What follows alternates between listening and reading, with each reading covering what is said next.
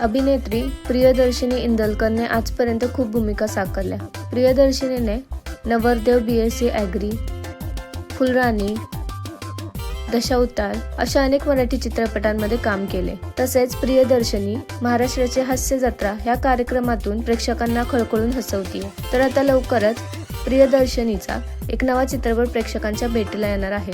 ह्या चित्रपटाचं नाव लग्नाचा शॉट असं आहे. हा चित्रपट 6 फेब्रुवारी 2026 चित्रपटगृहात प्रदर्शित होणार आहे.